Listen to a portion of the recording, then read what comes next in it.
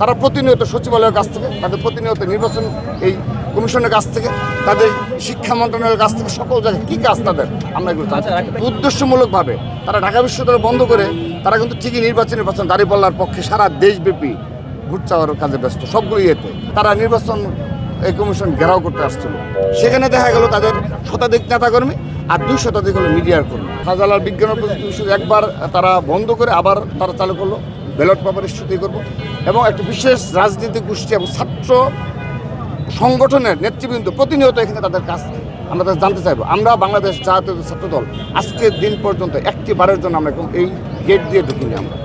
আমরা সচিবালয় গেট দিয়ে আজকের দিন পর্যন্ত আমরা ছাত্র দলের সভাপতি, সাধারণ সভাপতি, শীর্ষ পদের নেতৃবৃন্দ ওই সচিবালয় গেট দিয়ে ভিতরে ঢুকিনি। তো তাদের এত কি কাজ থাকে এই ছাত্র সংগঠনগুলো, একটি বিশেষ ছাত্র সংগঠনের যাদের বিরুদ্ধে অতীতেও এই ধরনের অভিযোগ ছিল, তারা প্রতিনিয়ত সচিবালয়ের কাছ থেকে, তাদের প্রতিনিয়ত নির্বাচন এই কমিশনের কাছ থেকে, তাদের শিক্ষা মন্ত্রণালয়ের কাছ থেকে সকল জায়গায় কী কাজ তাদের আমরা এগুলো এই ডাকসুতে নীলক্ষেতে ব্যালট পেপার ইস্যু সহ আর অনেকগুলো ইস্যু রয়েছে, মেকানিজমের অনেক ইস্যু রয়েছে। আমরা কোথাও প্রতিক্রিয়া ব্যক্ত করেছি, আমরা গণতান্ত্রিক প্রক্রিয়া আমরা প্রেস ব্রিফিং করেছি, কিংবা আমাদের যারা সম্মানিত শিক্ষক মহোদয় যারা রয়েছে তাদের নিকট আমরা হয়তোবা অভিযোগ জানিয়েছি, কিন্তু কোনো জায়গায় প্রতিক্রিয়া ব্যক্ত করি। কারণ আমরা চাই বাংলাদেশ স্থিতিশীল বাংলাদেশ, আমরা সেজন্যই কাজ করে যাচ্ছি।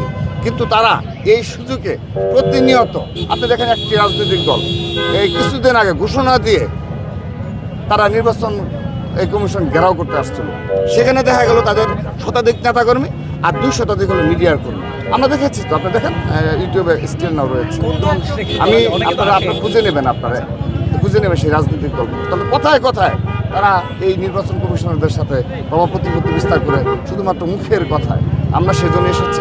আমরাও দেখবো যে ভবিষ্যতে এই জাতীয় সংসদ নির্বাচনে যদি এই ধরনের কোনো অপতৎপরতার মেকানিজম থেকে থাকে, আমরা সে বিষয়ে এসেছি তাদের কাছে। আমরা সত্যিকার অর্থে আমরা আমাদের একক সিদ্ধান্ত নিয়েছি। কারণ দেখেন 22 তারিখে প্রচারণা শুরু হয়ে যাবে, আমরা সেই কাজে ব্যস্ত হয়ে যাচ্ছি। সেসব উদ্দেশ্যমূলকভাবে তারা ঢাকা বিশ্ববিদ্যালয় বন্ধ করে তারা কিন্তু ঠিকই নির্বাচন দাঁড়িপাল্লার পক্ষে সারা দেশব্যাপী ভোট চাওয়ার কাজে ব্যস্ত, সবগুলো ইয়েতে। আর এই সময় তারা আমাদেরকে ব্যস্ত রাখতে চায়, হলো একবার বন্ধ করলো এই টোটাল নির্বাচনে, অর্থাৎ তাদের যা ইচ্ছে তারা করবে।